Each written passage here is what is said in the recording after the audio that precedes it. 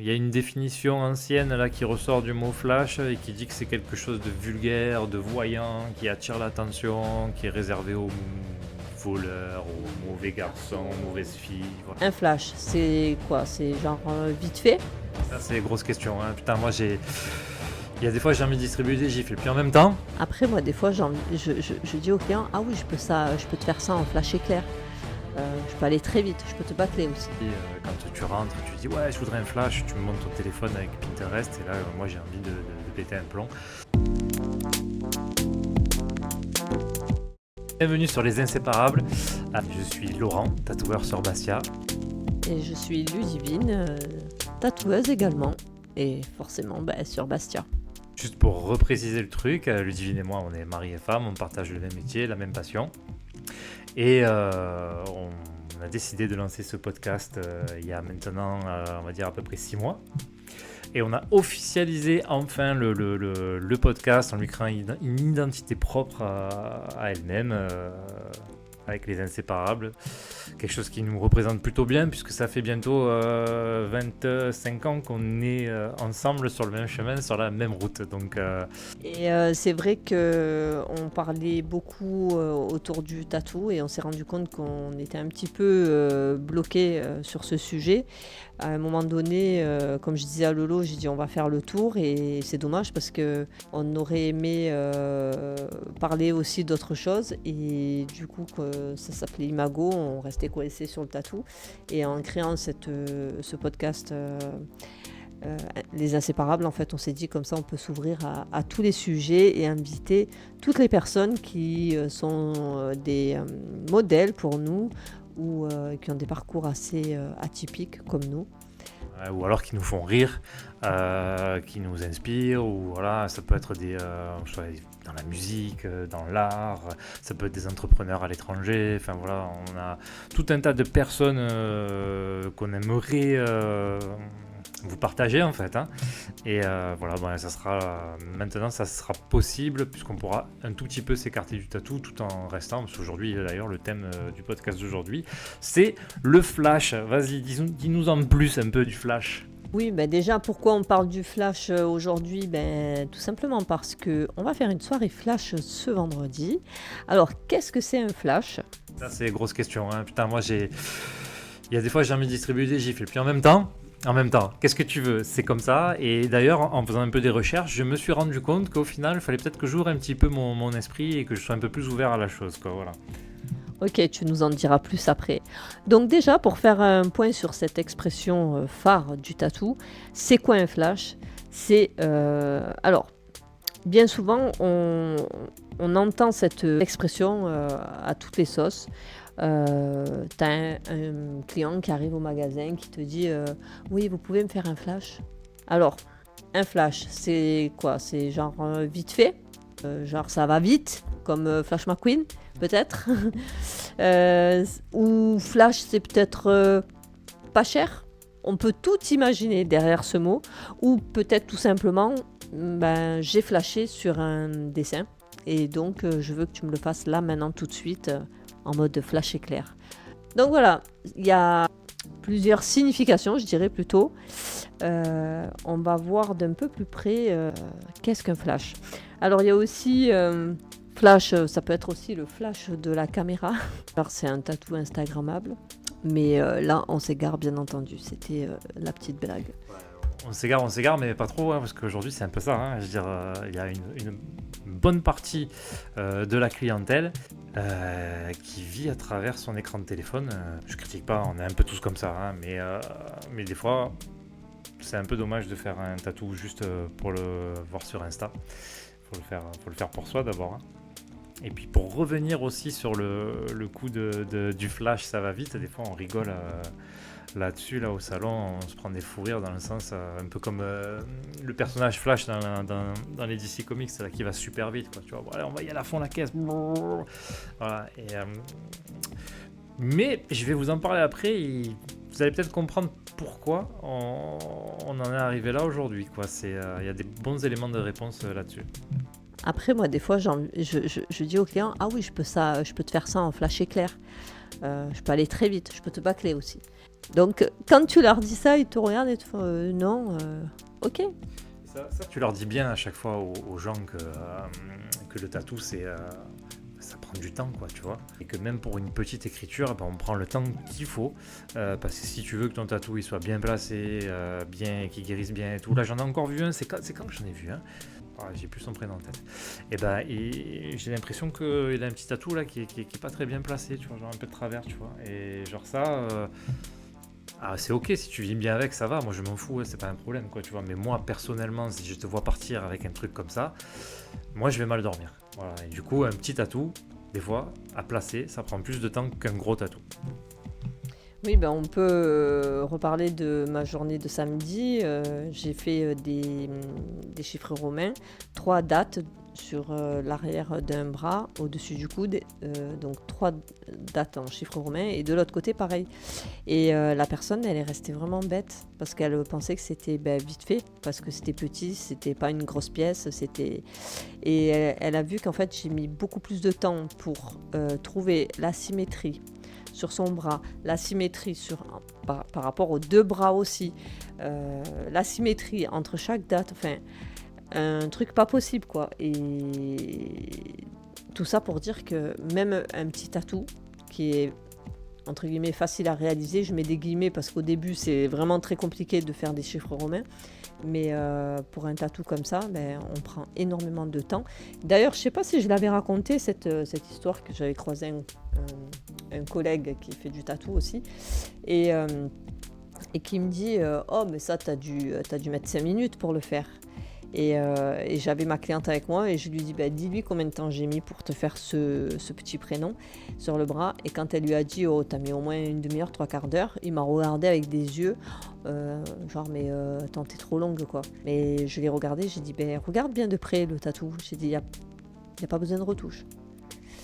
Voilà, donc même un petit tatou, on bâcle pas, on va pas vite, non, on fait pas, on se prend pas pour Flash McQueen.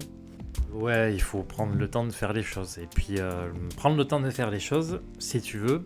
Je sais pas si c'était la priorité des tatoueurs de l'époque, là où je suis remonté au niveau de l'historique pour voir d'où ça venait le mot flash, parce que c'était ça le sujet du jour, quoi, tu vois. C'est d'où est-ce qu'elle vient, cette expression qu'on utilise à tort et à travers aujourd'hui, quand tu rentres et tu dis ouais, je voudrais un flash, tu me montes ton téléphone avec Pinterest, et là, moi j'ai envie de péter un plomb. Mais en fait, si tu remontes un peu à l'origine, tu vois, en gros, t'avais des tatoueurs au début des années 1900, alors entre 1890 et 1900. Et t'en avais un qui s'appelait Lou Albert. C'était Lou le juif Albert. Donc c'était un mec qui était d'origine juive, qui avait immigré aux États-Unis. Le mec avait fait... il avait fait une formation pour faire du papier peint, le gars. Okay. Et suite à cette formation-là, il a dû partir à l'armée. Donc il a fait l'armée, donc c'était pendant le conflit hispano-américain, tu vois, donc il y a eu cette guerre-là. Et lui, pendant cette guerre-là, il s'est fait tatouer, il a appris à tatouer, et il s'est mis à faire du tatou, etc. Et pendant ces années de guerre, là, il s'est rendu compte qu'en fait, les modèles de tatou, ils étaient super pauvres, il n'y avait pas beaucoup de choix, il n'y avait pas beaucoup de dessins, il n'y avait pas beaucoup de... Du coup, quand il est rentré à New York, il s'est dit je vais dessiner à mort de planches de flash, ça s'appelait pas des flashs encore, hein. Et il s'est mis à faire beaucoup de dessins, et lui parmi d'autres, tu vois, en fait, si tu veux, pendant cette époque là, à l'époque de la guerre, le tatou il a connu un peu un engouement comme on connaît aujourd'hui, tu vois. Il y avait énormément de demandes et pas beaucoup de tatoueurs, et du coup tout le monde s'est mis un peu à tatouer, même les mecs qui savaient pas trop dessiner.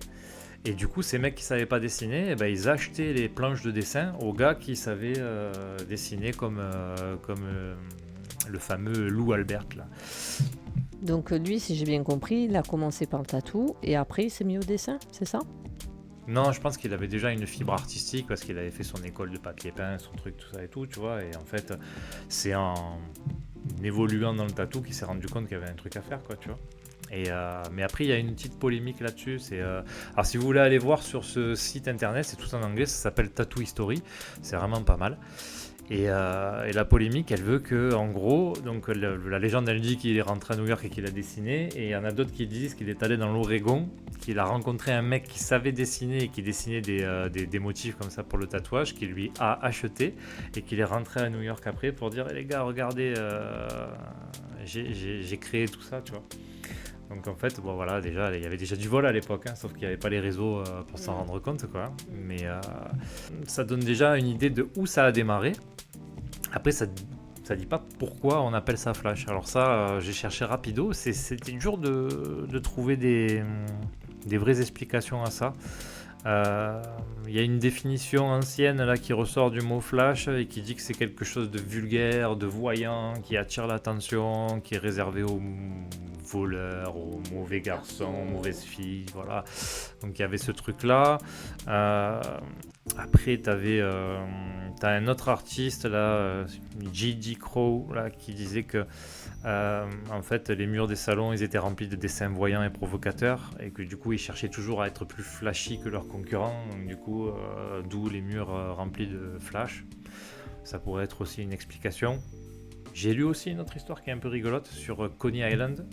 Alors, Coney Island c'est proche de New York, c'est la fameuse jetée là où il y a tous les parcs d'attractions, et à l'époque il y avait ce qu'ils appelaient les freak shows, donc c'était des gens un peu bizarres, soit des gens déformés, les femmes à barbe, voilà. Et souvent t'avais des gens tatoués dans ces trucs-là. Et à cette époque-là, le tatouage était forcément interdit à New York, quoi. Si tu te faisais choper, tu te faisais arrêter, t'allais en tôle. Et apparemment, il y avait des gars qui se baladaient avec des rouleaux de dessins sous le manteau, et ils venaient te voir, ils ouvraient le manteau en disant ouais, tu veux un dessin, ben, voilà. Il y avait ce truc là aussi du truc à la sauvette, quoi, tu vois. Donc voilà, c'est un peu rigolo toutes ces histoires.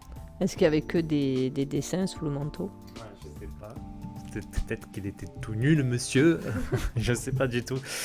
Mais ouais, c'est un peu les éléments que j'ai pu trouver. Et, voilà, c'est rigolo de voir qu'en fait, t'as quand même un peu des similitudes avec aujourd'hui, parce que donc là, ça, on est au début du siècle en fait, hein, 1900. Et après, ce truc-là de créer des dessins pour les autres, reproductibles, et ben ça a continué jusqu'à l'après-deuxième guerre mondiale avec des mecs super connus comme Sailor Jerry. Ça s'est développé encore et encore, et ces mecs-là créaient des dessins et les vendaient sur catalogue par correspondance. Et du coup, tu t'habillais ton salon avec tous ces dessins-là que tu avais achetés et tout. Et c'est là où, tu vois, c'est en lisant ça où je me suis rendu compte qu'au final, Pinterest, c'était un peu le catalogue d'aujourd'hui, quoi. À la différence que, je sais pas si tu la vois la différence, toi.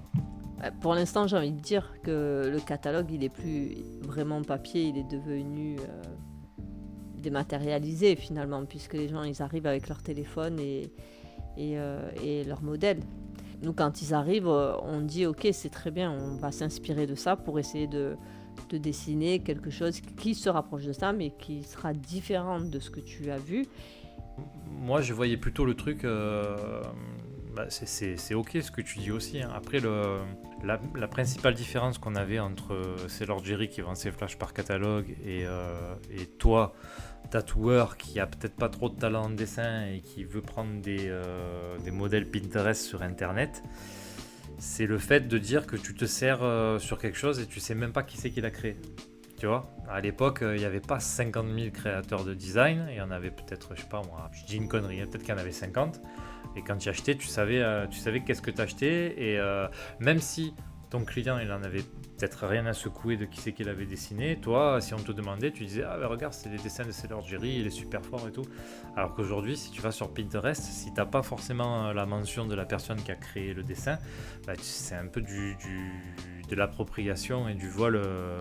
Voilà, c'est là où il y a des fois il y a des tensions, où les mecs ils en ont marre parce qu'ils créent des choses sur internet et elles se retrouvent tatouées sur des gens alors qu'il y a zéro crédit. Voilà.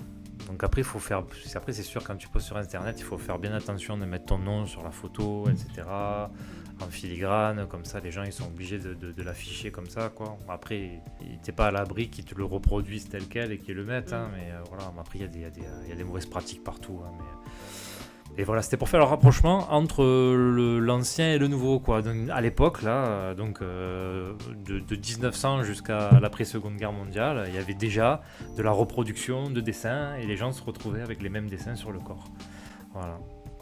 C'est que bien plus tard qu'on a eu l'approche entre guillemets artistique et cette espèce d'exclusivité du dessin qui a été amenée par la suite par des gens qui sortaient des écoles d'art ou par la télé-réalité ou par le foot, quoi, tu vois. C'est, C'est quoi, années 90? je dirais même 2000. Hein.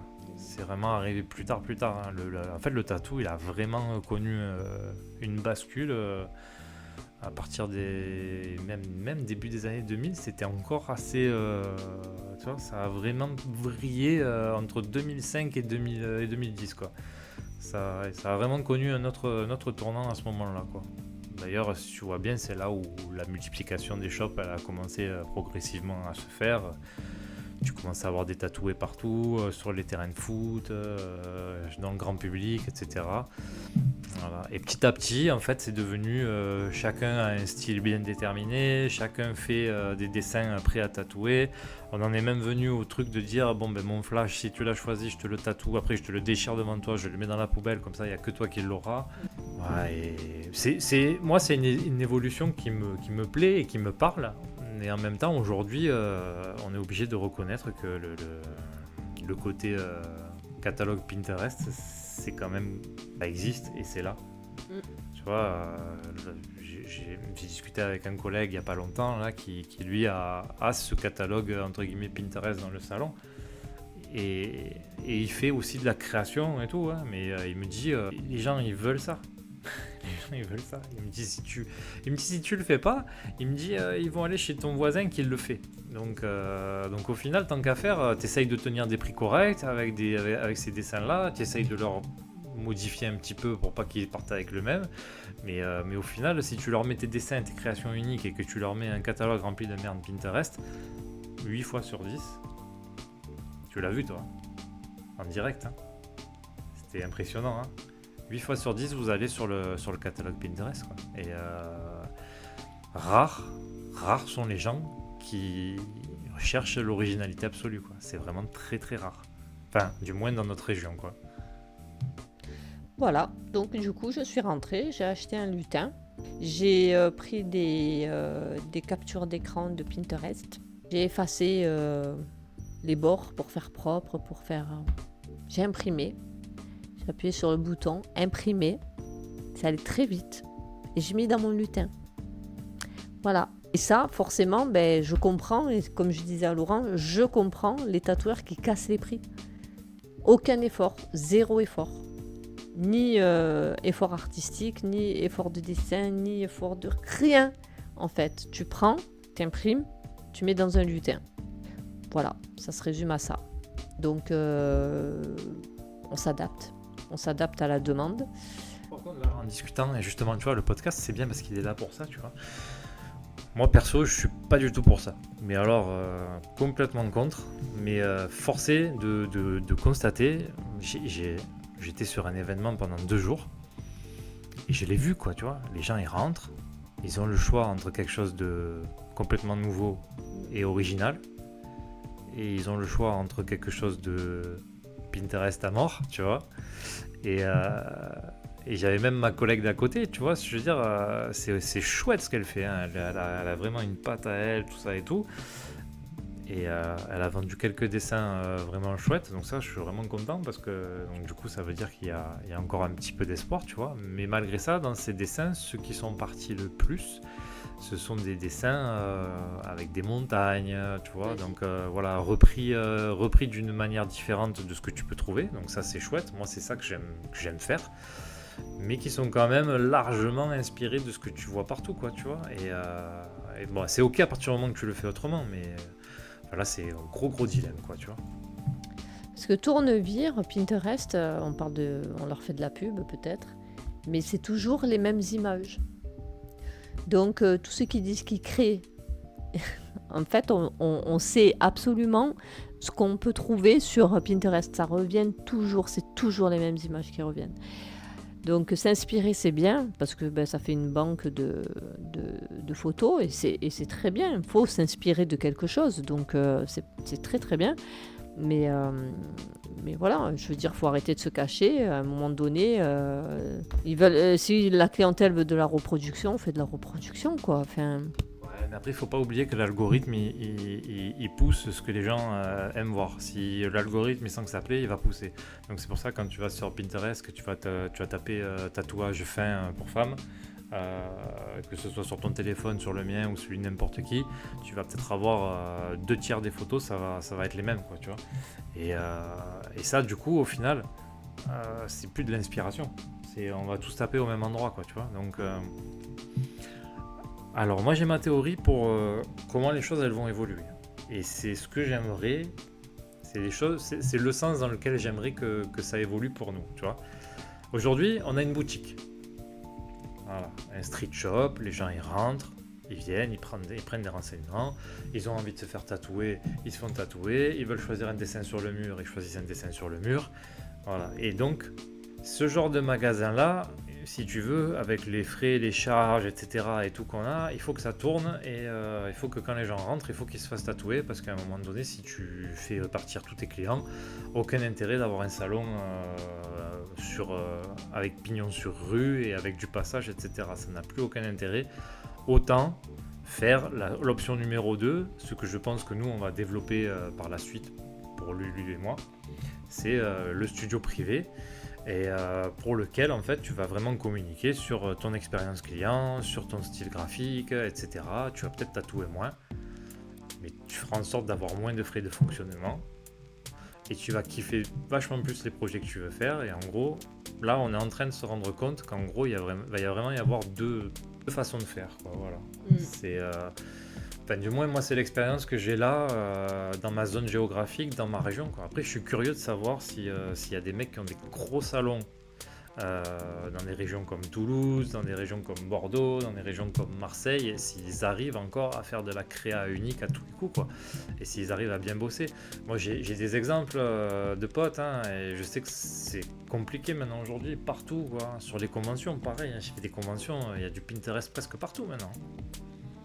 je pense que le tatou de demain, si tu veux vraiment réaliser des créas que tu as fait, que tu as pensé, je pense que le tatou, ça va devenir un métier secondaire.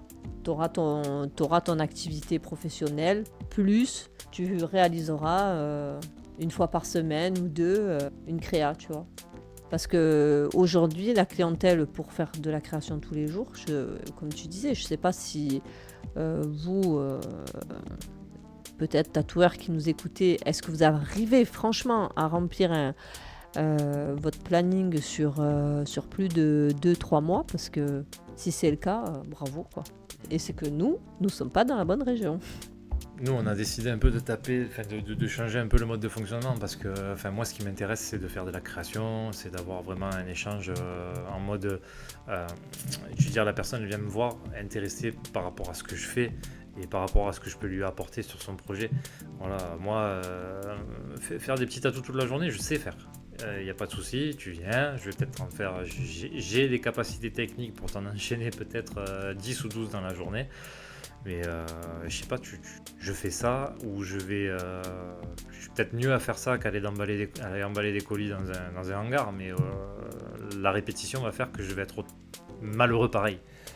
Voilà, je vais être malheureux pareil. Et du coup, là, notre objectif à Lulu à moi, c'est d'aller rechercher ce truc-là et d'aller recréer ce cadre. Donc du coup, on va beaucoup bouger dans plusieurs régions, on va aller voir parce que moi, j'ai pu constater qu'il y avait des difficultés partout, mais qu'il y avait aussi des publics qui n'étaient pas les mêmes. Et quand tu te déplaces comme ça, des fois, tu rencontres des gens, ils sont ouverts à ça. Et j'ai l'impression que dans le nord, ils sont plus ouverts que dans le sud. Dans le sud, j'ai vraiment l'impression que vous êtes durs, les gars.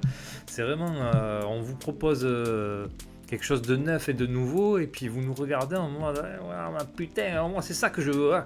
Et du coup Du coup, c'est dur, quoi. Après, c'est bien, vous êtes déter, vous savez ce que vous voulez, mais putain, prenez un peu de recul et voyez que ce que vous voulez, c'est la même chose que le voisin, c'est la même chose que là, et que vous allez vous retrouver sur la plage tous avec les mêmes choses. Je me rappelle une fois quand j'étais arrivé ici, il y a un gars, il avait mis, j'avais posté, c'était une montre à gousset, un classique, quoi, tu vois. Et le mec, il avait mis un commentaire, ah, tard, comme par hasard, mon tatouage se retrouve recopié partout.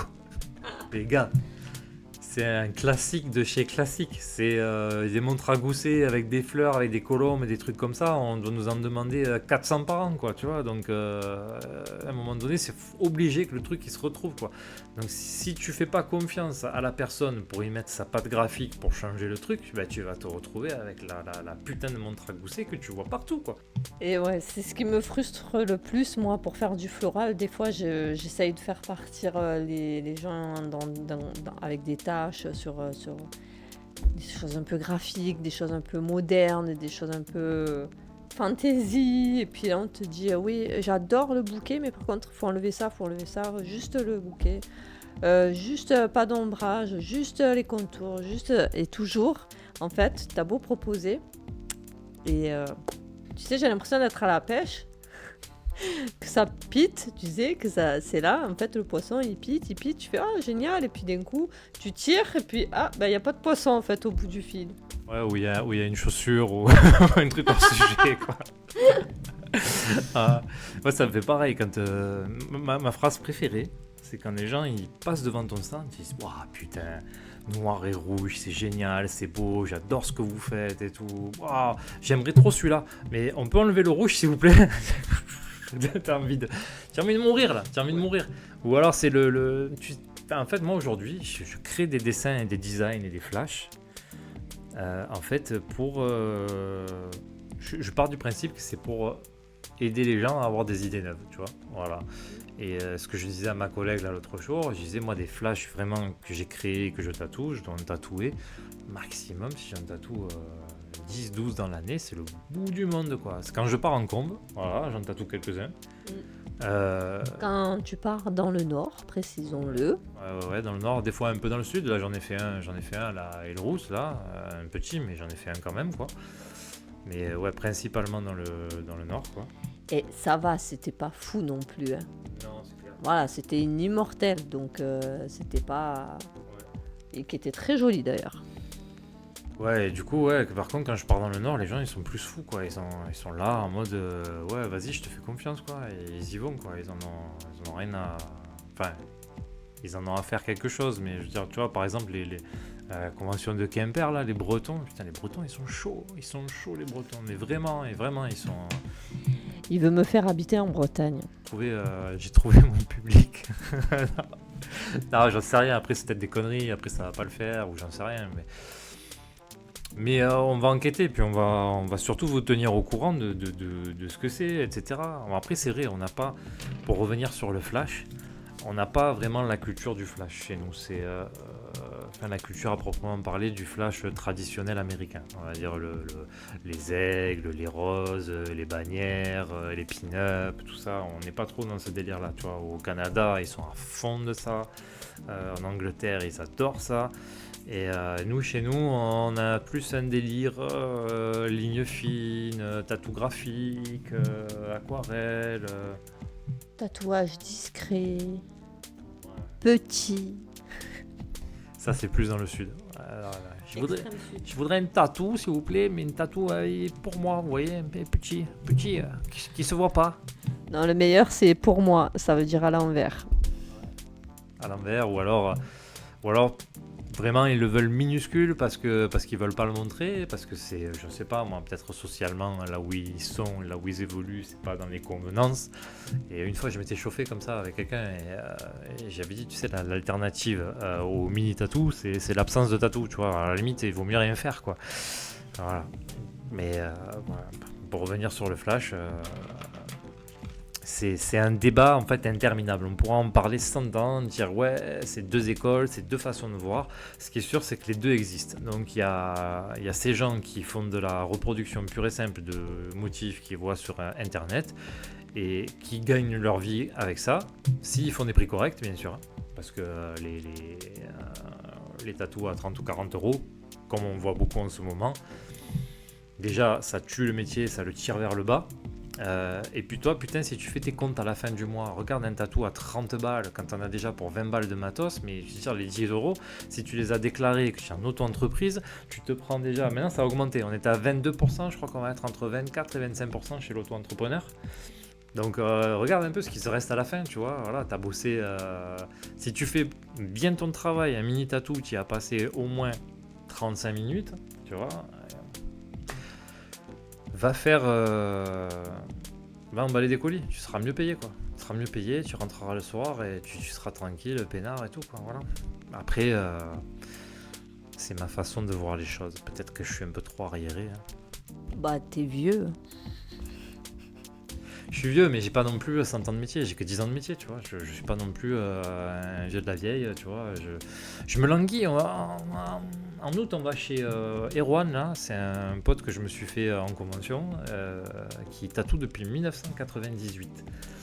Et je suis admiratif de ce mec-là parce qu'il sait se tenir à jour. Tu vois, il tatoue super bien. Je connais des gars qui ont 20 ans de métier, qui font des trucs dégueulasses. Et lui, je trouve qu'il est vraiment, je vais dire, à jour en termes de style, en termes de pattes, en termes de trucs, quoi, tu vois. Et c'est un gars qui a connu l'époque où tu soudais les aiguilles, qui a connu, voilà. Et je suis curieux de savoir un peu qu'est-ce qu'il pense de tout ça. Après, normalement, la sagesse, il va me dire, mais gros, c'est comme ça. Le métier, il change, le métier, il évolue. Il y a des tatoueurs Pinterest, il y a des tatoueurs pas Pinterest. À un moment donné, c'est à toi de choisir ton camp et c'est à toi de choisir qu'est-ce que tu veux faire. Est-ce que tu vas arrêter le tatou parce que tu en as marre de voir ça? Est-ce que tu veux continuer? Est-ce que tu veux faire avec? Voilà, choisis ce qui est bon pour toi pour pouvoir continuer ta route dans ce truc-là et il faut pas trop se ronger, quoi. Voilà. Moi, j'ai tendance à beaucoup me ronger. Alors, je vais faire une traduction. Il a tendance à beaucoup râler. C'est ça qu'il voulait dire. Je suis un gros râleur. Ouais.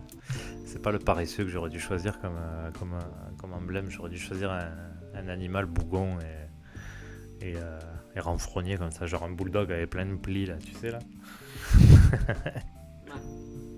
Enfin, voilà. Donc, qu'est-ce qu'on pourrait rajouter de plus sur les flashs, tu vois, pour parler de choses un peu plus rigolotes? Écoute, je pense qu'on a fait le tour. Peut-être juste conclure et puis... Pour conclure sur cette histoire de flash et sur l'histoire des dessins reproduits par reproduits, si tu choisis d'être un tatoueur qui va reproduire des choses, je pense qu'en termes d'éthique, le truc que tu devrais t'imposer, ce serait de mentionner qui est-ce que tu reproduis à l'identique. Voilà. Si tu peux très bien t'inspirer d'un dessin et changer 2-3 trucs. C'est Philippe Leu qui disait si tu changes entre 5 ou 7 détails sur un dessin, c'est plus de la reproduction. Tu vois. Donc du coup, ça peut être sympa, quoi, de rendre à César ce qui appartient à César, quoi. Mais là, clairement, c'est rééduquer aussi parce que on n'a pas été formé à faire ça. Ouais, on n'a pas été formé du tout à faire ça. Mais bon, après, tu sais, il a existé de tout. Là, d'un coup, en parlant, j'ai parlé de Philippe Leu, ça me rappelle une anecdote qu'il a racontée. Bon, c'est pas un truc qu'il a connu lui, je pense, mais c'est un truc qu'on a dû lui expliquer. Il y a une époque où le tatou, donc c'était les marins quand ils revenaient de mission, etc. Ils se faisaient tatouer sur les ports, donc tu avais des tatoueurs et s'installaient en bas des quais. Et donc il y avait le mec avec ses dessins, tu choisissais ton dessin. Et en fait, il y avait des tatoueurs à la chaîne. Donc tu avais le premier tatoueur, il faisait le tracé, tu avais le deuxième tatoueur, il faisait l'ombrage, tu avais le troisième tatoueur, il posait la couleur. Et hop, comme ça, tu vois, avec une file d'attente. Donc aujourd'hui, heureusement, ça n'existe plus, ça. Est-ce qu'il changeait l'aiguille? J'en sais rien, je sais pas, peut-être pas, sûrement pas. Tu sais, et à l'époque, l'hygiène, ils en avaient rien à foutre, quoi, tu vois. Donc on râle, mais je trouve, enfin, je râle beaucoup, mais je trouve qu'on est quand même dans un âge d'or du tatou, dans le sens où tout est accessible, les informations sont accessibles, le matériel est accessible. Voilà. Après, du coup, forcément, tout le monde se met au tatou. Donc, des gens qui ont un cursus créatif et des gens qui n'ont pas du tout de cursus créatif, des gens qui ont une conscience professionnelle et des gens qui n'ont pas du tout de conscience professionnelle. Voilà. Après, c'est au consommateur de faire le tri dans tout ça et c'est pas facile. Voilà. Et c'est pour ça qu'il y aura des clients pour tout le monde. Et bon, malgré tout, à un moment donné, la part du gâteau, elle se réduit. pour tout le monde. Et donc, c'est des passages, c'est des cycles. À un moment donné, ça va changer. On va peut-être revenir vers quelque chose de plus stable. Aujourd'hui, c'est instable. Moi, ce que je retiens, c'est qu'il faut savoir s'adapter, encore une fois, à toute situation. Le business, il change. Ceux qui ne veulent pas s'adapter, ils vont sûrement poser les armes et se reconvertir, comme on trouve beaucoup de monde qui, dans une vie, se reconvertissent plusieurs fois, se réorientent sur d'autres métiers. Donc, c'est pas parce que tu es tatoueur que tu es tatoueur à vie aussi. Nous, on en connaît d'ailleurs, que j'aimerais bien inviter au micro pour nous raconter pourquoi elle a arrêté le tatou, quoi. Parce que c'est intéressant aussi de savoir qu'est-ce qui te fait changer d'avis. Et souvent, les clients, ils idéalisent le métier, mais on a déjà parlé sur ce sujet. C'est un métier très, très difficile. Tu as une obligation de résultat, donc tu peux pas, comme tu disais, il faut avoir une certaine conscience. Donc, voilà ce qu'on pouvait dire sur le flash. Peut-être tu veux rajouter quelque chose ? Ouais, j'ai fini par développer un petit peu le nouveau projet qu'on a. À partir de, je pense, de septembre, ça va pouvoir fonctionner. On va lancer un studio privé en plus de notre studio qu'on a aujourd'hui à Bastia. On va lancer un studio privé sur le continent. Parce qu'on récupère un appartement qu'on avait mis en location et qui est plutôt bien placé et très éloigné de la ville, donc on est en pleine nature, en pleine campagne, et voilà, donc du coup on va focaliser notre attention sur ce truc là en essayant de développer quelque chose. Peut-être Ludivine elle ira une semaine en septembre, moi j'irai une semaine en octobre, etc. Et puis on va essayer, parce que l'avantage de ce studio, donc vous, je sais pas, vous qui nous écoutez, je sais pas où est-ce que vous êtes situé géographiquement parlant, etc. Mais l'avantage de ce studio, c'est qu'il est proche de l'aéroport de Marseille. Alors, je sais pas, peut-être un quart d'heure, 20 minutes. Il est proche de la gare TGV d'Aix-en-Provence. Pareil, un quart d'heure, 20 minutes. Il est idéalement situé pour partir de n'importe quel point de France et venir dans le sud si tu vraiment aimes ce qu'on fait. Donc voilà, j'en profite pour faire un petit placement sur notre prochain projet. Il faudra préciser aussi qu'il leur faudra une voiture parce qu'on est donc à la campagne et qu'il n'y a pas des bus qui s'arrêtent devant. Non, mais après on peut envisager un délire, moi qui me plairait bien, tu vois, c'est un truc vraiment intimiste, ou même limite, peut-être je peux venir vous chercher jusqu'à l'aéroport ou jusqu'à la gare, quoi, hein, voilà. On peut peut-être même vous loger dans notre Airbnb, donc ça on va y réfléchir, donc effectivement il y aura des possibilités, effectivement. Ouais, ça peut être chouette. Le but c'est vraiment de créer un truc intimiste et voilà. Moi en fait, j'ai vraiment, justement, on a parlé du flash aujourd'hui, c'est parce que j'ai vraiment envie de m'éloigner de la culture flash, que je trouve cool, moi, hein. J'aime bien me balader sur une convention et choisir des motifs comme ça, mais je veux m'éloigner de ça parce que ce que j'aime c'est construire des projets et des projets sympas, et même si c'est sur un avant-bras ou voilà, après au plus c'est gros au mieux c'est, quoi, mais moi c'est ça que j'ai envie de faire, quoi. Donc du coup, et je trouve que ce cadre intimiste il s'y prête mieux qu'un street shop classique, quoi. Voilà, vous l'avez compris, on veut faire du sur-mesure, de la qualité et des belles rencontres. Sur ce, on vous fait des bisous et on vous dit à très bientôt. Prochain podcast, normalement, on a un invité, deux même. Donc, je crois qu'on l'enregistre demain. Je pense qu'on va rigoler. J'ai chopé des anecdotes croustillantes, là on va rigoler. Et, Ah, tu m'as pas dit. Tu vas me raconter tout ça alors.